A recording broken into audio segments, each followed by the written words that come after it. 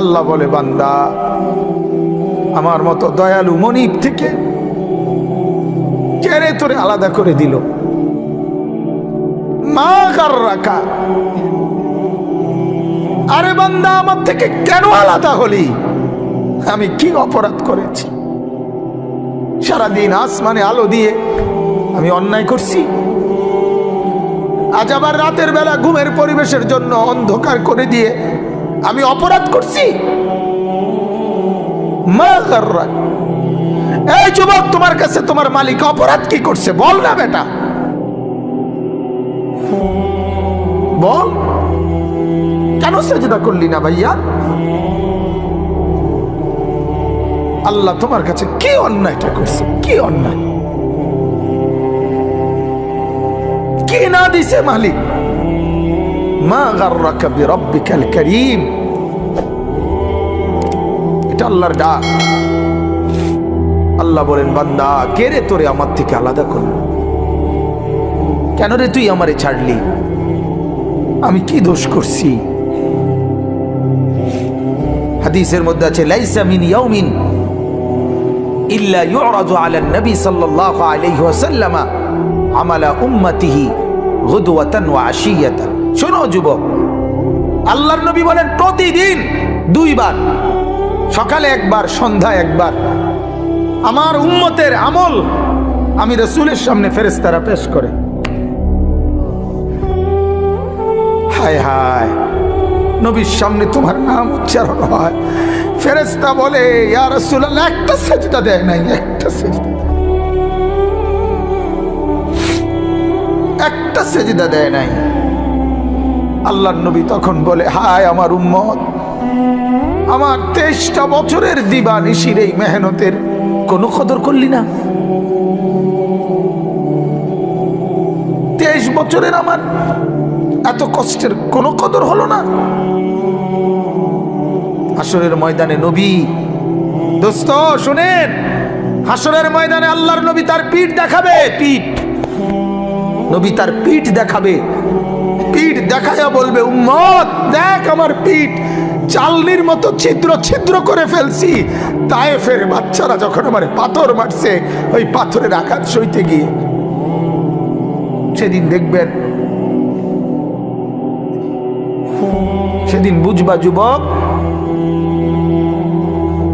নওজোয়ান, তোমার জন্য কাদার কেউ নাই, তোমাদের জন্য ভাবার কেউ নাই। মা বাপ ছেড়ে দিছে তোমারে, যা বাবা নষ্ট হয়ে যা। আহা, মোবাইলের হাতে ছেড়ে দিছে তোমারে, নষ্ট বন্ধুদের হাতে ছেড়ে দিছে তোমারে, যা বাবা পেটের ভুক লাগলে ভাত খাইয়ে যাইস, বাকি টাইম নষ্ট হয়ে যা। অভিভাবক ছেড়ে দিছে সন্তানকে, দুপুর বেলা বের হইছে রাত 10টা পর্যন্ত, কারো কোনো পেরেশানি নাই মা বাবার। ছেলেটা কি হচ্ছে, কার সাথে উঠতেছে, বসতেছে, খাইতেছে, চলতেছে, কারো কোনো পেরেশানি নেই। এভাবে জিন্দেগি চলে না বাজান, এভাবে জিন্দেগি চলে না। এই জন্য আল্লাহ তাআলা প্রতিদিন ডাকে, আমার বান্দা আমি কি অপরাধ করেছি? রাসূল প্রতিদিন বলে, আমার উম্মত আমি কি অন্যায় করছি? আমার তায়েফের রক্তের কোনো দাম নাই, আমার উহুদের দান দান শহীদ করার কোনো মূল্য নাই।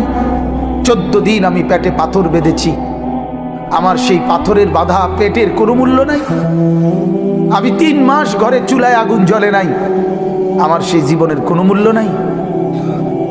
মুসলমানের ছেলেরা, মুসলমানের বাবারা, তোমরা তোমাদের আল্লাহকে চেনো, তোমরা তোমাদের রাসূলকে চেনো। মোবাইল দিয়া হইলো রবিকে চেনো, রাসূলের জীবনী শোনো, তাইলেও ফায়দা হবে। এই জীবন এভাবে নষ্ট করো না ভাইয়া। আল্লাহ আমাদেরকে বুঝ দান করেন, আল্লাহ আমাদেরকে কবুল করেন, আল্লাহ আমাদেরকে ফিকির দান করেন। অনেক যুবক বসছো মাশাআল্লাহ, আল্লাহ যত ছেলে বসছো, আল্লাহ তোমাদের ঈমান আমলের দৌলত দান করেন। এই কলিজাটা যদি একবার আল্লাহ পছন্দ করে তোমার, তো ওই দিলে আল্লাহ তাআলা ঈমান আমল দিয়েই দেবে। এজন্য তুমি আল্লাহর কাছে বলিও, আল্লাহ আপনি আমাকে আপনার জন্য গ্রহণ করেন, আপনার দ্বীনের জন্য গ্রহণ করেন। চলেন আমি যে আয়াত পড়ছি এই আয়াতে আল্লাহ তাআলা বলেন, সূরা আনফালের আয়াত, ইয়া আইয়ুহাল্লাযীনা আমানু। ওই পিছনে তাকায়ও না ভাইয়া, পিছনে তাকায়ও না, যে আসো আসো। ইয়া আইয়ুহাল্লাযীনা আমানু, হে ঈমানদারগণ। এটা আল্লাহর ডাক। কার ডাক? আল্লাহর ডাক। ইয়া আইয়ুহাল্লাযীনা আমানু, এটা আমার মালিকের ডাক। মালিকের এই ডাকে পৃথিবীর সবচেয়ে বেশি মায়া। সন্তান যখন, মা যখন সন্তানকে ডাকে, ওই ডাকে যেতটুকু মায়া, বাবা সন্তানকে ডাকলে যতটুকু মায়া, আল্লাহর কসম এই ডাকের মধ্যে গোটা পৃথিবীর সবচেয়ে বেশি মায়া এর মধ্যে। ইয়া আইয়ুহাল্লাযীনা আমানু, হে ঈমানওয়ালা।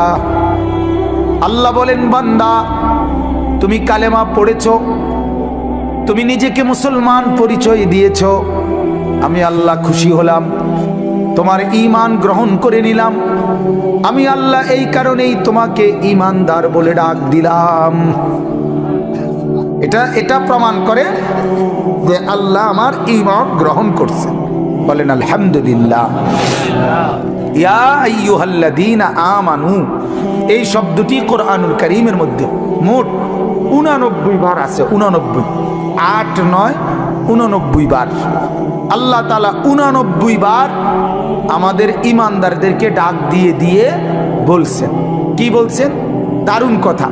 আল্লাহ বলেন, বান্দা তোমার ঈমান আমি গ্রহণ করলাম, এজন্য তোমাকে ঈমানদার বলে ডাক দিলাম। এবার তোমারে এরকম ঈমানদার বলে ডাক দিয়ে কিছু আমলের কথা বললাম, এই কাজগুলো তুমি ঠিকমতো করবা, আমার জান্নাত আমি আল্লাহ তোমারে বুঝাই দেব। ঈমানওয়ালার জন্যই জান্নাত। জান্নাত আল্লাহ বানাইছেন কার জন্য? আমাদের জন্য। এই যে আপনারা যারা বসছেন এখানে, ছোট বড় একের বিশ্বাস আল্লাহ তাআলা জান্নাত বানাইছে আমাদের জন্য। কাদের জন্য ভাইয়া বলো না? আমার জন্য। এই তোমার জন্য, তোমার জন্য, তোমার জন্য, তোমার জন্য, তোমার জন্য। ওই যারে ধমক দিলাম দোস্ত, তোমার জন্য রাগ হইও না। আল্লাহ তোমারে কবুল করেন, আল্লাহ তোমারে নামাজি বানায় দেন। কারোর প্রতি তো এমনি তো কোনো বিদ্বেষ নাই, ঠিক না ভাইয়া? কারোর সাথে কি কোনো আলাদা দুশ্মনী আছে কি? তো আল্লাহ তাআলা বলেন, ঈমান আমি গ্রহণ করলাম, ঈমানের বিনিময়ে জান্নাত। যত লোক ঈমানদার আল্লাহ তাআলা বলেন আমার জান্নাত তোমাদের জন্য। সুবহানাল্লাহ। ঈমানবিহীন জান্নাতে যাওয়ার কোনো কি নাই, সুযোগ নাই। জান্নাতে যাওয়ার জন্য প্রথম শর্ত হলো কি থাকা? ঈমান থাকা। ঈমান থাকা, ঈমান। একটা মজার কথা শুনেন, আমাদের খতিবে আজম মুনাজিরে জামান আল্লামা নুরুল ইসলাম অলিপুরি দামাত বারাকাতুহু হযরতের বয়ানে আমি শুনছি। হযরত বলেন, হাসরের ময়দানে আল্লাহ তাআলা প্রত্যেকটা বান্দার আমল মিজানের পাল্লার মধ্যে মাপবেন। এটা জানেননি? মিজানের পাল্লাতে যে আমাদের আমল মাপা হবে, এটা শুনছেন? এই মাপাটা কি রকম, এটা হুজুরের সবচেয়ে সুন্দর, আমি ওনার থেকে বুঝছি। হুজুরে বলেন যে এই মিজানের পাল্লায় ঈমানদারের নেক আমল আর ঈমানদারের আমল আল্লাহ তাআলা 2 বার মাপাইবেন। কয়বার? 1 নাম্বার হলো যে ঈমান, এটা যদি থাকে, কারো যদি 1 জাররা 1 বিন্দু পরিমাণও ঈমান থাকে, তাহলে এই ঈমান একটা নেক কর্ম, মানে এটা একটা নেক কাজ। ঈমানটাই একটা কি আমল? নেক আমল। কথা বুঝছেন? এটা একটা নেক কাজ। তো আল্লাহ পাক রব্বুল আলামিন এক পাল্লার মধ্যে তার পুরা জিন্দেগীর গুনাহ এটার মধ্যে উঠাবেন। আরেক পাল্লার মধ্যে প্রথমত শুধুমাত্র ঈমানটা, এটা একবারে বিন্দু পরিমাণ হোক, সরিষার দানা, মিসকালা হাব্বাতিন মিন খারদাল। কোরআনেও আছে, হাদিসেও আছে, আল্লাহ বলছে, নবীজিও বলছে, সরিষার দানা পরিমাণ ঈমানটুকু যারা আছে, এটাই আল্লাহ তাআলা আরেকটা পাল্লার মধ্যে ফেরেশতারা রাখবেন। তাহলে এক পাল্লার মধ্যে কি? গুনাহ। আরেক পাল্লার মধ্যে শুধু ঈমানটা। এই শুধু ঈমানটা রাখার কারণে গুনার পাল্লা যদি 7 আসমানের চাইতে ভারী হয়, গুনার পরিমাণ যদি 7টা পৃথিবী বরাবরও হয়, তারপরেও এই ঈমানের এই সামান্যটুকু সমস্ত গুনার পাল্লার চাইতে ঈমানের পাল্লা ভারী হবে। আর ফেরেশতা ঘোষণা দিবে, তুমি চিরস্থায়ী জাহান্নাম থেকে মুক্তি পাইলা। খুলুদ ফিন্নার, অর্থাৎ তুমি চিরস্থায়ী জাহান্নামী হবে না। এখন ফেরেশতা বলবে, তবে দাঁড়াও, তোমার ফয়সালা এখনো শেষ হয়েছে না। প্রথমত তুমি এই নিশ্চয়তা পাইলা যে তুমি চিরস্থায়ী কি না, জাহান্নামী না। তবে এখনই ডাইরেক্ট জান্নাতে যাইবা নাকি একটু ঘুরাইন লাগবো, এইটা একটু কাম বাকি আছে। তখন ওই ঈমানটাকে সরাইয়া তার বাকি যত নেক আমল, নামাজ, রোজা, হজ, যাকাত, ওযু, গোসল, দান, সাদাকা, জিকির, তাসবিহ, তেলাওয়াত, আরো নেক আমল আছে না, এই নেক আমলগুলো এবার ওই পাল্লাতে রাখা হবে। এই পাল্লিতে রাখলে ঈমান, আরে নেক আমল এইবার আবার টান দিবে। আবার টান দিলে এইবার যদি নেক আমলের পাল্লা গুনার পাল্লার চাইতে ভারী হয় তো এখনই জান্নাত। মানে এক ঈমানের কারণে তো প্রথমে কি হয়ে গেছে, বরাদ্দ আসিল, এখন বাকি নেকের পাল্লাও গুনার চাইতে কি ভারী। এইবার আল্লাহর পক্ষ থেকে ফেরেশতারা বলবে, তুমি ডাইরেক্ট এদিক দিয়া এন্দিয়া গিয়েই উঠবা, উঠলেই দেখবে জান্নাত। মানে ডাইরেক্ট জান্নাত। আর যার নেকিগুলো রাখার পরে গুনার পাল্লা ভারী হবে, তাকে বলা হবে, তুমি প্রথমত জাহান্নামে যাও, জাহান্নামে এই গুনার সমপরিমাণ শাস্তি ভোগ করার পর তারপরে ওই যে প্রথম ঈমানটুকু থাকার কারণে, ওইটুকুর কারণে তুমি জান্নাতি হবা। তো তবে আযাব ভোগ করে এরপরে ওই ঈমানের কারণে তোমাকে আবার জান্নাতে নিয়ে আসা হবে। তাহলে ঈমান কত বড় নিয়ামত। ঈমান এক নম্বরে, প্রথমত ঈমানের সাথে নেক আমল যদি ভারী হয় তাহলে সরাসরি জান্নাতে নিয়ে যাবে। আরেকবারে ঈমানের সাথে যদি গুনার পাল্লাও ভারী হয় তাহলে জাহান্নামের আযাব ভোগ করাইয়া হলেও ঈমান তাকে জান্নাতে আনবেই আনবে। এখন এখানে দুই কথা আমাদের, আপনাদের জন্য আমার। এক কথা হইল সর্বদাই খেয়াল রাখা ঈমান যেন আমার চলে না যায়। এটা সর্বোচ্চ একজন মানুষের সবচেয়ে বেশি খেয়াল রাখা দরকার, ঈমান যেন আমার চলে না যায়। আমার শায়েখ আল্লামা মুফতি মুশতাকুন নবী সাহেব বলে, মাঝে মাঝে বুকে হাত দিয়া বলা দরকার, নিজের ঈমান পরীক্ষা করা দরকার। আছে তো ঈমান? চলে গেল না তো, হারায় গেল না তো? ঈমান কিন্তু চলে যায়। ঈমান কি হয়ে যায়? চলে যায়। কুফরি করলে ঈমান চলে যায়, শিরিক করলে ঈমান কি হয়ে যায়? ক্ষতিগ্রস্ত চলে যায়। তাহলে এই জন্য একজন মুমিনের উচিত, একজন মুসলমানের উচিত নিজের ঈমানের পাহারাদারি করা, যেন আমার ঈমান চলে না যায়, কুফরি যেন না হয়। কিন্তু আমরার দুর্ভাগ্য হইল ঈমান যায় কেমনে, কুফরি হয় কিভাবে, শিরিক হয় কিভাবে, এটাও তো আমরা জানি না। ইসলামকে তো আমরা এত সহজ মনে করি, এত সস্তা মনে করি। আমরা অনেক মানুষ মনে করে যে হুজুররা এত কিছু লইয়া কি করে। হুজুররা, বহুত লোক আছে যে হুজুররা কেন বাংলা, অঙ্ক, ইংরেজি, পদার্থ, জীব বিজ্ঞান, রসায়ন বিজ্ঞান, পৃথিবীর এই অত্যাধুনিক যান্ত্রিকতার এই যুগে এগুলো কেন পড়ে না? হুজুররা করে কি? সামান্য একটু কোরআন শরীফ আর মসজিদের ইমামতি, এটুকু নিয়েই ব্যস্ত আছে কেন? আহা, বদনসিব। বদনসিবে মনে করছে কোরআন মানে এই সামান্য একটু শুধু পড়ার, কোরআন মানে এটা তেলাওয়াতেরই শুধু কিতাব। অথচ এই কোরআন যে জামিউল উলুম, পৃথিবীর সমস্ত জ্ঞানের মূল ভান্ডার এই কোরআন। তাহলে আল্লাহর কসম, ভারতের এক বড় বুজুর্গ ছিলেন সৈয়দ আবুল হাসান আলী আন-নদভী রহমতুল্লাহ আলাইহি। তিনি বলেন, পৃথিবীর সবাই অবসর পেতে পারে, কিন্তু আলেমে দ্বীন যারা, মাদ্রাসায় পড়ে যারা, আল্লাহর কোরআন আর রসুলের সুন্নাহ পড়ে যারা, তাদের 24 ঘন্টায় কোনো অপশন নাই। কারণ জীবনের যত শাখা, মাদ্রাসার দায়িত্ব, আলেমের দায়িত্ব, সকল শাখায় দিক নির্দেশনা দেওয়া। চাকরি, ব্যবসা, লেনদেন, কৃষি, ক্ষেত খামার, আয় রোজগারের যত মাধ্যম, মানুষের জীবন চলার যত মাধ্যম, লেনদেন, সামাজিকতা, আচার অনুষ্ঠান, বিশ্বাস, ইবাদত, আমল, হাঁটা চলা, খাওয়া পড়া, আহার নিদ্রা, হাসি কান্না, রাত দিন, অজু গোসল, যা কিছু আছে সমস্ত ব্যাপারে মানুষকে দিক নির্দেশনা দেওয়া একমাত্র উলামায়ে কেরামের দায়িত্ব, আর কারো না। ডাক্তারের দায়িত্ব সব বিষয়ে কথা বলা না, ইঞ্জিনিয়ারের দায়িত্ব সব বিষয়ে কথা বলা না, কিন্তু আলেমের দায়িত্ব ডাক্তারকেও প্রেসক্রিপশন দেওয়া, ইঞ্জিনিয়ারকেও প্রেসক্রিপশন দেওয়া, কৃষিজীবী, ক্ষেত খামার, দিন মজুর, শিক্ষিত মূর্খ প্রত্যেককে ইসলামের মাসআলা বলা, শরীয়তের বিধান বলা আলেমের দায়িত্ব। তাহলে এত বড় ভারী জিম্মাদারি যার কাঁধে, তার আবার অবসর কিসের?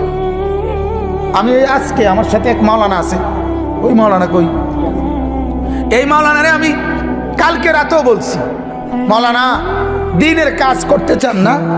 দিনের কাজ করতে হলে রাত 2টা আর দিনের 2টা বরাবর মনে করতে হবে। রাতের 2টা এবং দিনের 2টা বরাবর মনে করবেন যে ইমানদারের আলেমে দিনের কোনো অপশন নেই। রাত 2টায়ও দিনের 2টায়ও উম্মত যখনই দিনের জন্য কোনো তাকাজা পেশ করবে রেডি থাকতে হবে। এটা হলো আমাদের জিন্দিগি। অতএব আমি আপনাদের কাছে এটা বুঝাইতে চাইলাম, ঈমানের ব্যাপারে আমরা অবশ্যই জানা দরকার। কি কারণে আমার কুফরি হয়, কি কারণে আমার শিরিক হয়?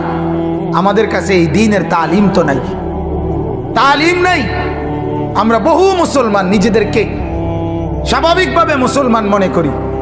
অনেক লোক আছে নিজেদেরকে নামাজিও মনে করে, নামাজ পড়েও মাশাআল্লাহ, কিন্তু নামাজের মাসআলা, ওযুর মাসআলা, হালাল হারামের মাসআলা, জায়েজ না জায়েজের মাসআলা, পাক নাফাকের মাসআলা, পবিত্রতা অপবিত্রতার মাসআলা, এগুলোর ব্যাপারে ফিকির নেই, কোনো ফিকির নেই।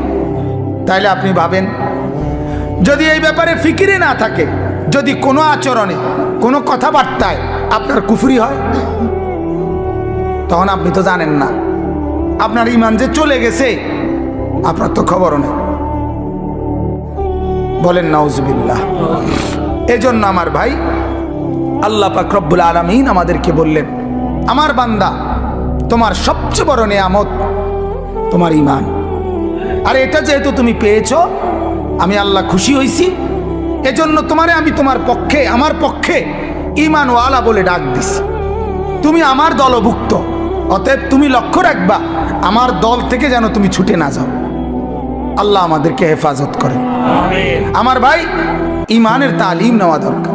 এই যে দাওয়াত ও তাবলীগের সাথীরা সারা পৃথিবী জুড়ে ঈমান ও আমলের তালিম দেয়, সকাল দুপুর বিকেল রাত সারাক্ষণ একই কথা বলে। ভাই, ঈমানের মেহনত নিয়ে কথা বলা হবে, ঈমান আমলের মেহনত নিয়ে কথা বলা হবে। মানে কি? মানে বোঝা গেল ওরা 30 বছর 40 বছর পরেও এটা বোঝে ঈমানের মেহনত আজও দরকার। হাদিসের মধ্যে আছে, বুখারীর রিওয়ায়াত, সাহাবীরা একজন আরেকজনকে ডাকতেন, জিজ্ঞেস করে ডাকতেন আর বলতেন, ইজলিস বিনা, ইজলিস বিনা। এক সাহাবী আরেক সাহাবীকে ডাকতেন আর বলতেন, ভাইয়া একটু পাশে বসেন, নুমিনু সাআতান, কিছুক্ষণ ঈমানের কথা বলি।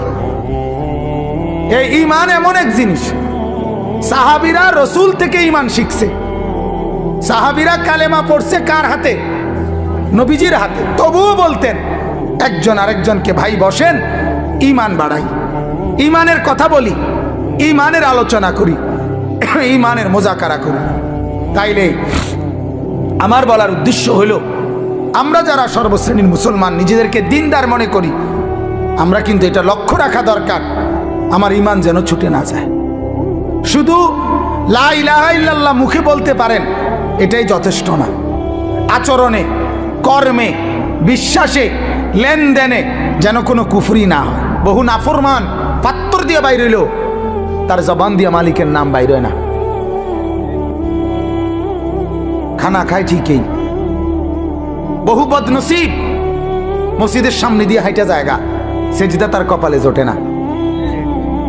বহু চা দোকানদার, তার চোখের সামনে মসজিদ, ঠিক মসজিদ বরাবর তার দোকান। এই ডাকাইতের দোকানে বইয়া মানুষে চা খাইয়া নামাজ পড়ে, যে ডাকাইতে নিজে সেজদা দেয় না। আছে না এমন? হ্যাঁ, এটা নসিব। আল্লাহ যাকে পছন্দ করে, ইচ্ছে করে, মালিক যাকে দয়া করে, তাকে আল্লাহর কথা শুনবার, বলবার, বুঝবার, মানবার তৌফিক দেয়। বিশ্বাস করেন, এটা অনেক বড় নিয়ামত। এটা কোরআনের আয়াত, ফামান ইউরিদিল্লাহু আন ইয়াহদিয়াহু ইয়াশরাহ সাদরাহু লিল ইসলাম। আল্লাহ বলেন, আমি যাকে সিদ্ধান্ত নেই হেদায়েত দেব, আমি আল্লাহ তার দিল ইসলামের জন্য খুলে দেই। এটা আল্লাহর ফয়সালা হয়। আল্লাহ সিদ্ধান্ত নেয়, তারে আমি দিনদার বানাবো, তারে দিনদার বানাবো।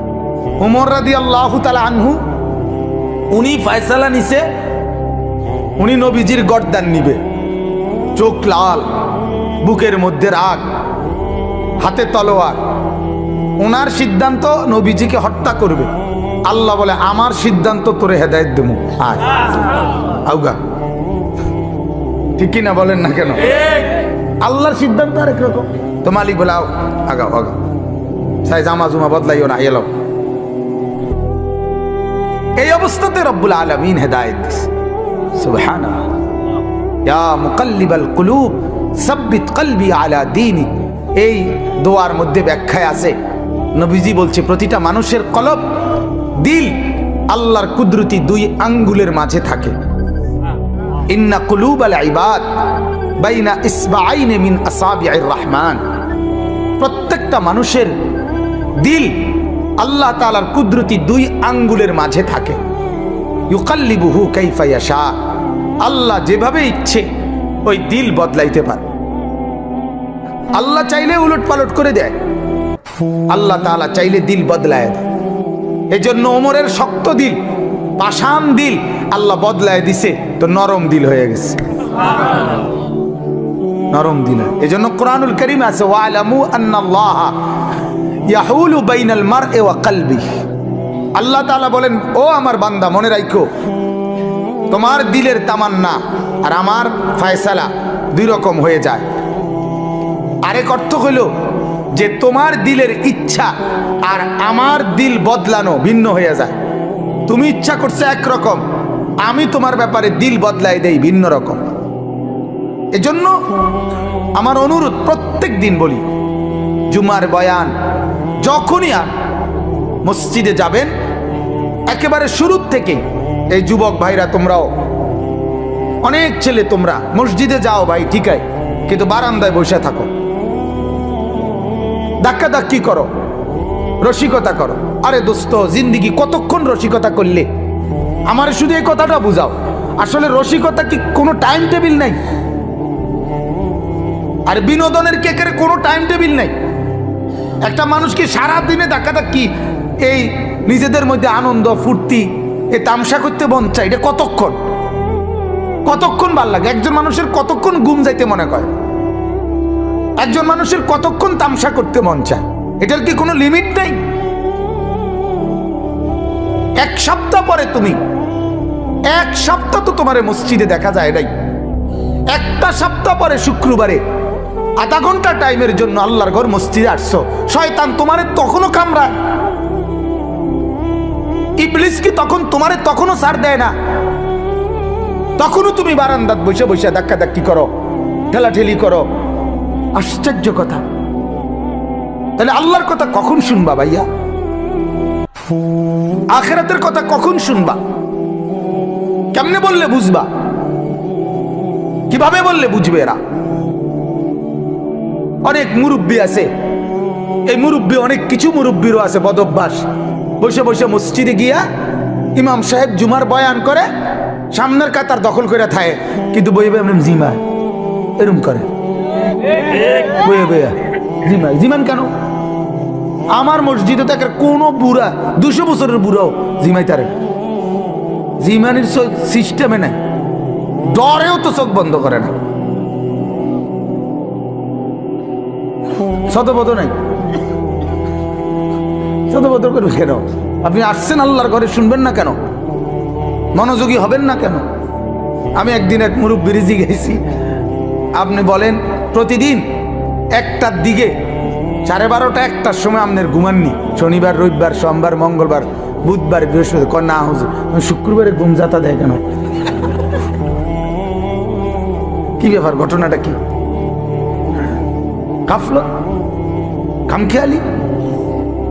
আল্লাহ আমাদেরকে মাফ করে দেন। আমার ভাই, আল্লাহ তাআলা এটাই জন্য বলেন, ওয়ালাউ আলিমাল্লাহু ফীহিম খায়রান লা আসমাআহুম ওয়ালাউ আসমাআহুম লাতাওয়াল্লাউ ওয়া হুম মু'রিদুন। আল্লাহ তাআলা এটা বহুত বড় ইহসান মালিকের।